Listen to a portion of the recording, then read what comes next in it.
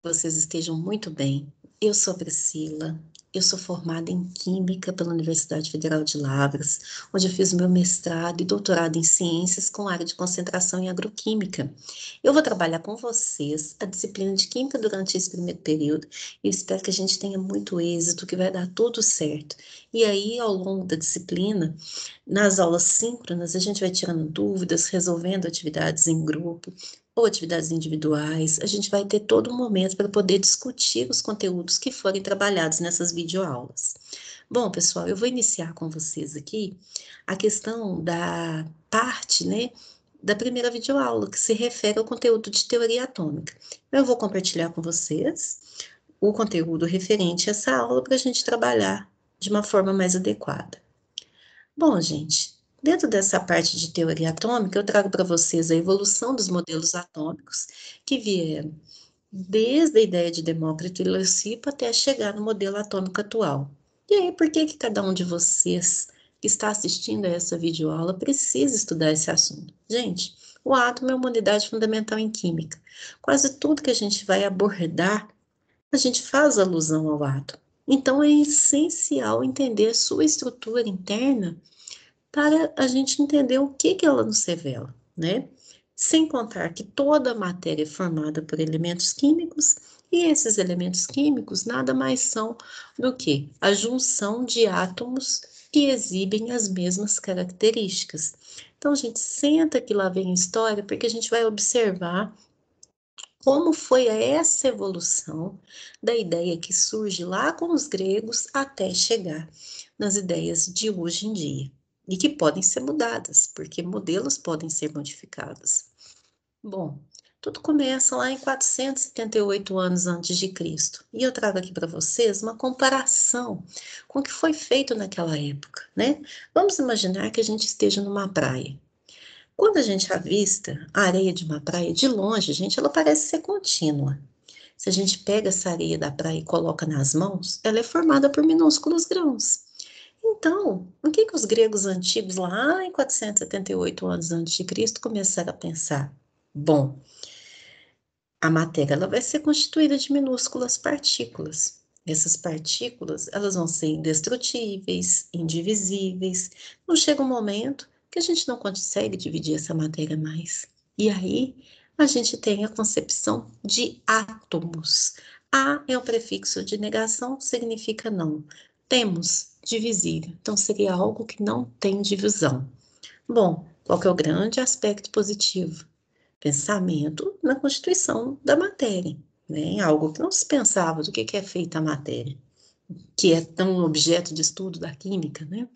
Não tinha concepção até então. E aí isso foi introduzido por essas ideias de Demócrito e Leucipo. Mas qual que era o grande problema? Não era baseado em resultados experimentais, então não poderia ser validado como modelo. E aí essa ideia, gente, permaneceu no esquecimento por muito e muito tempo. E foi quando, em 1807, Dalton elabora o primeiro modelo atômico, considerado como modelo agora porque é baseado em resultados experimentais. Naquela época, gente, estava estudando as leis ponderais das reações químicas. O que seriam leis ponderais das reações? Leis que regem as reações. E aí a gente tem a questão de duas leis, a lei de Lavoisier e a lei de Proust. Olha o que Lavoisier fez. Ele pegou um recipiente hermeticamente fechado, colocou substâncias ali para reagirem e antes de iniciar a reação, aferiu a massa numa balança. A reação se processou e depois ele aferiu a massa novamente. E aí, o que ele observou? Que a massa dos reagentes, que eram aquelas substâncias que estavam inicialmente presentes, foi igual à massa dos produtos. Então, os produtos que eram obtidos após a reação. O que ele chegou a uma conclusão? Bom, se tem um ambiente hermeticamente fechado, que não vai ter entrada nem saída de gás, essa massa dos reagentes e dos produtos está se conservando, bom, então quer dizer que na natureza nada se cria, nada se perde, tudo se transforma. Então, em uma reação química, gente, os átomos não eram nem criados nem destruídos. Eles eram apenas recombinados de modo a formar novas substâncias. Ó. Aqui a gente tem a quantidade de átomos, ó, vermelhos são 4 e 2 verde. Olha aqui, continuam os 4 vermelhos e 2 verdes. Só que esses átomos foram recombinados aqui nos reagentes para formar os produtos. Ok? Bom, e aí, gente, tem uma reação química. Uma reação química, ela pode depender das quantidades de reagentes. Pode e deve, né? Tudo é proporção. Quando a gente estuda cálculos estequiométricos em uma receita, que depois vocês vão ver, é tudo baseado em proporções, tá? Então, gente, o que que acontece? Numa reação química, os reagentes e produtos, eles estão ali em proporções definidas. Vamos supor que para fazer uma determinada receita, eu precise de um ovo para cada 2 copos de trigo. Se eu tiver 2 ovos, eu vou precisar de 4 copos de trigo para manter a proporção e aquela receita dar certo. Então, vamos imaginar que um ovo e 2 copos de trigo renda uma receita. Se eu tiver 2 ovos e 4 copos de trigo, 2 receitas. Então, similar a isso, a gente tem as reações químicas. Então, reagentes e produtos, eles estão ali na reação em proporções definidas. Então, Proust verificou o seguinte, ó. Vamos imaginar que aqui nos reagentes a gente tem uma substância composta, tá? Essa substância é composta porque ela é formada por elementos químicos diferentes. Ó. A gente tem átomo de um elemento químico aqui em verde e de outro elemento químico aqui em vermelho. Mesma coisa aqui, né? Essa substância que era formada por elementos químicos diferentes, um composto, né, ela foi decomposta, então a gente tem uma reação de decomposição em substâncias simples, ó. Substâncias simples são formadas por átomos de mesmo elemento químico. Então, vamos considerar que um elemento químico é essa bolinha vermelha que está aqui, né? E o outro elemento químico vai ser essa bolinha verde aqui. Se a gente dobra a quantidade de reagentes numa reação, consequentemente, para manter a proporção, vai ter que dobrar a quantidade dos produtos formados. E essa, então, é a conhecida lei de Proust. Então, gente, baseando nessas duas leis de Lavoisier e de Proust, que Dalton elaborou o primeiro modelo. Então, a partir disso, o que ele chegou à conclusão? Que as substâncias são formadas por átomos, como já previa, lá em 478 anos de Cristo, né, Demócrito e Leucipo.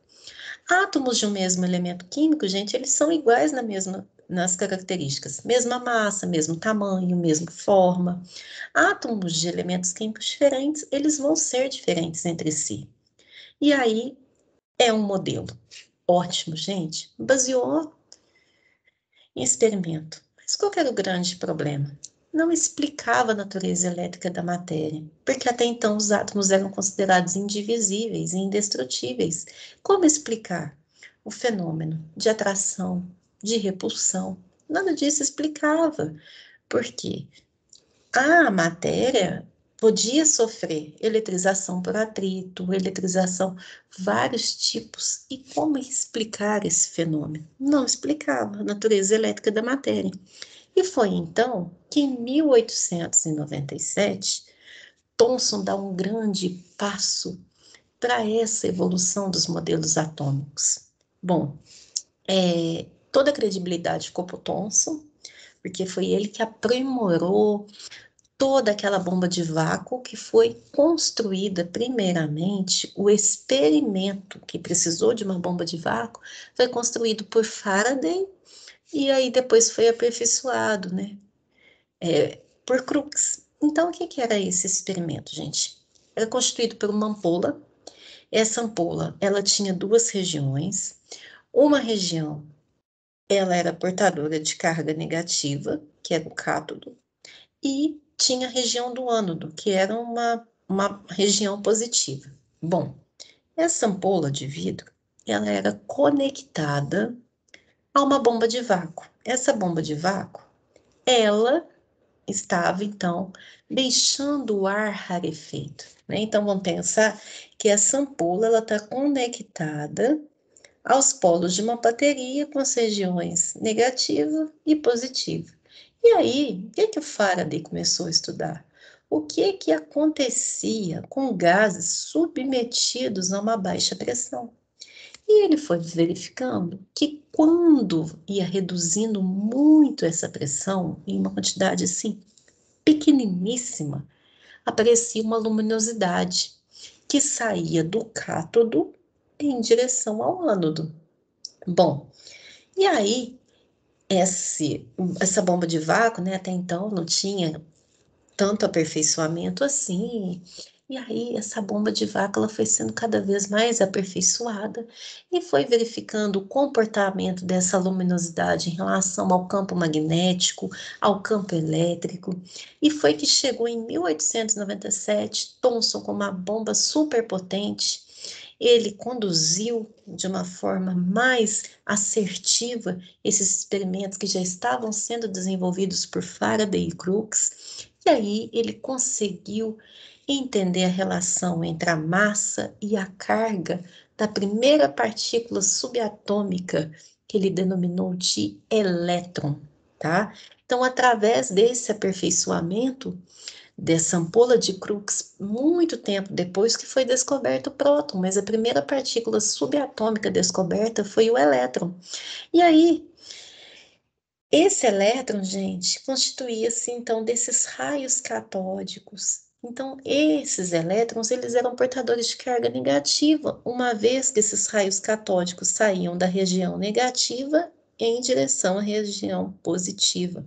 Qual que é o grande avanço, gente?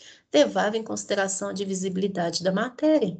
Então, a gente já não tinha mais aquele modelo de Dalton, que era matéria indivisível, indestrutível, como a gente fala, uma bola de bilhar, né, maciça. Não, agora a gente tem a ideia da preconcepção do pudim de passas. A matéria era constituída por átomos, nesses átomos tinham os elétrons. Esses elétrons, eles estavam incrustados ali numa região positiva, como se fossem passas em um pudim. Por isso que a gente considera como o modelo do pudim de passas, tá? Só que, gente, não previa a existência dos prótons, então não levava em consideração como que esses elétrons estavam distribuídos. Só falava que era uma distribuição uniforme, mas não explicava muitos outros fenômenos que precisavam ser esclarecidos, como transição eletrônica, o fato dos fogos de artifício, né, terem cores diferentes, teste de chama, bioluminescência, nada disso era explicado. E foi então que em 1911, Rutherford elabora, gente, um modelo atômico que é muito similar ao sistema solar. Até então, gente, estava tendo uma grande revolução na época. Estava se estudando a questão da radioatividade e sabia-se que tinham elementos que sofriam decaimento e eles liberavam ou partículas alfa e beta ou radiação gama. E aí, sabia-se na época também que o caixa de chumbo, né, ela conseguia reter essas partículas alfa. E o que que eles fizeram? Ele fez, na verdade, um orifício nessa caixa de chumbo e colocou o polônio, que era um alfa emissor, ou seja, ele era emissor dessas partículas alfa que tinha número de massa 4 e número atômico 2, semelhante ao núcleo aqui, né, de hélio. Então, pessoal, o que que acontece? Colocou uma lâmina de ouro com uma espessura de 300 a 350 átomos, um anteparo de filme fotográfico recoberto por seleneto de zinco, né? Então, o que que acontecia?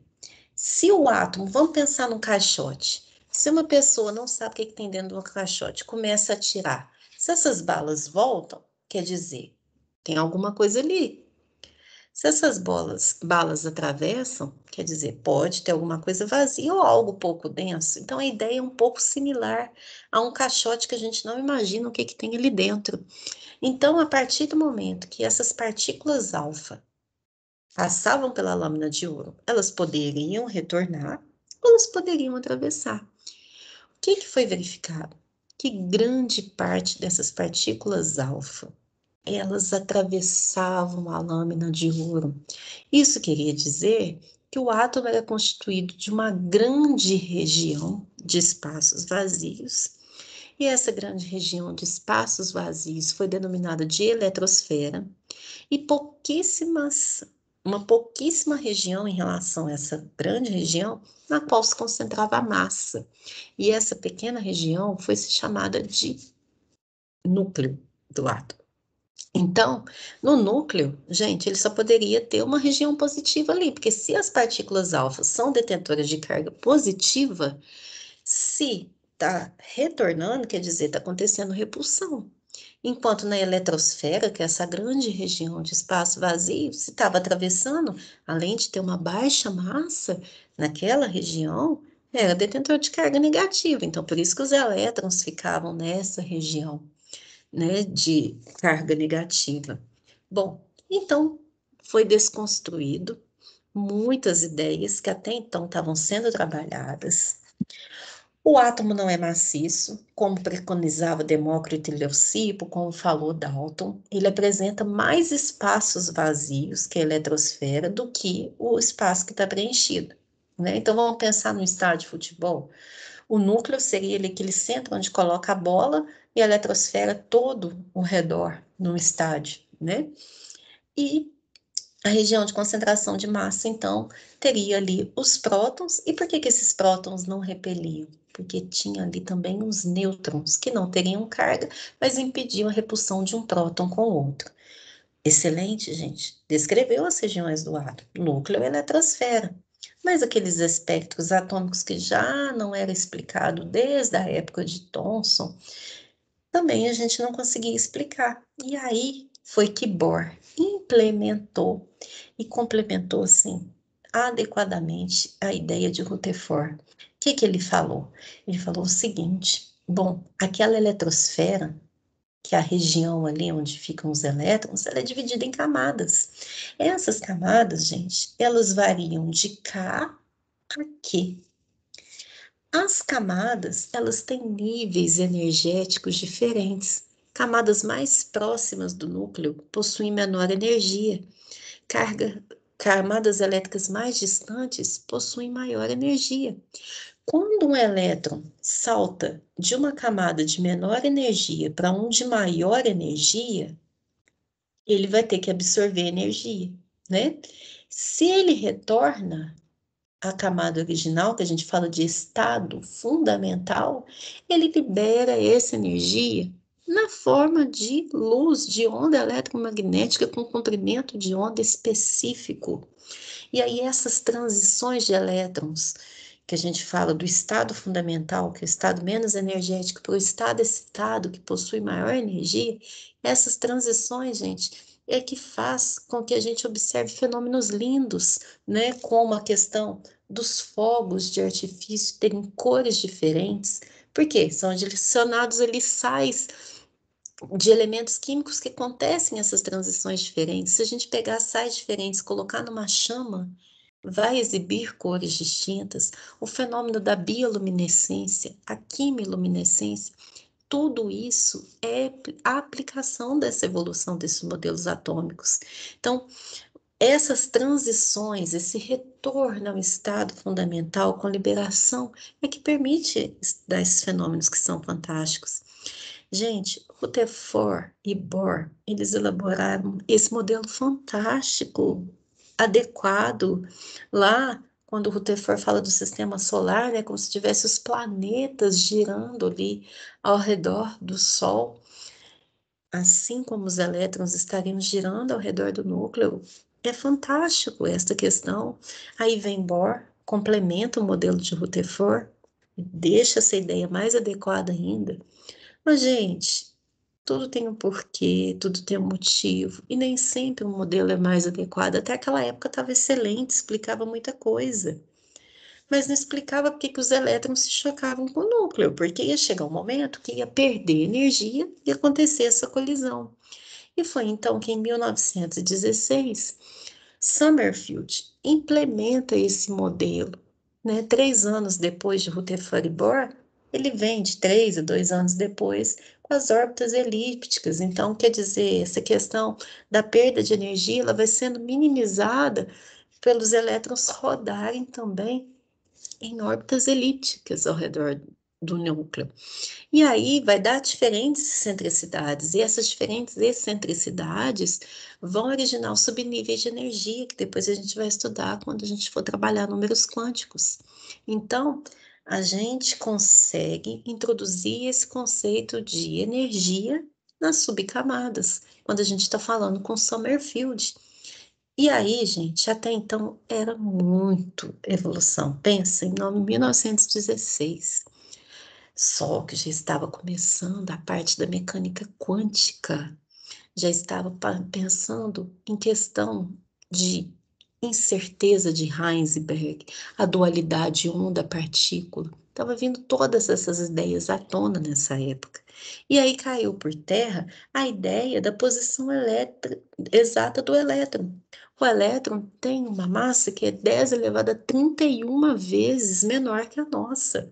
Como que a gente pode determinar a posição exata de um elétron? Não tem como determinar a posição e velocidade exata. É isso que falava no princípio da incerteza de Heisenberg. E aí chegou-se o modelo atômico atual. Esse conceito de órbita foi substituído pelo conceito de orbital. A gente não falava que o elétron ele tinha uma posição definida. A gente falava que a gente encontrava uma região de probabilidade de encontrar o elétron, tá? E essa região, ela foi chamada de orbital. Bom, aqui eu trago para vocês um panorama do estudo do átomo. E aí, gente, a ideia de hoje em dia, a gente não pode prever com exatidão onde um átomo está. Igual quando a gente marca uma aula síncrona com vocês. A aula síncrona vai acontecer todas as sextas-feiras, entre as 19 e 19h50. Pode ser que aconteça imprevisto com alguém e não dê para comparecer na aula aquele dia. Então, tem a probabilidade, né? Mas a gente nunca pode falar que tudo é 100%. Tem possibilidades. Então, dentro desse panorama, eu trago para vocês um estudo da evolução do átomo. O átomo é divisível? Então, se a gente tem a concepção de que o átomo não é divisível, a gente pode estar trabalhando com Demócrito, Leucipo ou Dalton. Qual que é a diferença dessa ideia para esse modelo? A questão dos resultados experimentais, porque Dalton baseou em resultado experimental. Bom, trabalhou com a divisibilidade da matéria, ok. Se não determina a posição exata do elétron, a gente tem o modelo atômico atual. Se determina a posição exata do elétron, aí a gente tem possibilidade de prever a existência de próton. Não prever a existência de próton, nós temos o Thomson. Prever a existência de prótons, mas a eletrosfera está em níveis? Não está. Então a gente tem Rutherford. Mas ela está em nível? Então a gente tem Rutherford e Bohr. E aí tem até o Sommerfeld, que não foi colocado, que às vezes ele nem é muito abordado, né? Mas aquela questão, eletrosfera em níveis órbitas elípticas, além das circulares, entraria também o Sommerfeld. Bom, gente, então, como consideração final, eu trago para vocês que a evolução do átomo, ela sofreu grandes transformações, que nenhum modelo, gente, vai ser totalmente correto. Existem contribuições que vão vindo ao longo do tempo e essas contribuições vêm para aprimorar, assim como os conselhos na vida da gente vêm para nos auxiliar. Então, a gente traz aqui, ó, a ideia do átomo indivisível, indestrutível, né? Aquela questão toda da esfera maciça. E aí a gente vai passando, né, para o modelo do pudim de passas. Aí depois a gente vem para a questão do sistema solar, né, como os planetas girando, o Bohr implementando os níveis aqui de energia, o Sommerfeld com as órbitas elípticas, além das órbitas circulares, até chegar no modelo atômico atual. Então, a gente pode falar que o átomo, a evolução do átomo, traz conceitos tanto de atomística e vai servir para a gente entender o diagrama de Linus Pauling e números quânticos, que vão ser cenas do próximo capítulo. Aqui estão as referências que eu utilizei para a construção das aulas, pessoal. E na próxima aula síncrona, eu vou tirar as dúvidas referentes ao conteúdo. Pessoal, para Tudo é isso daí. Um abraço a todos. Tchau.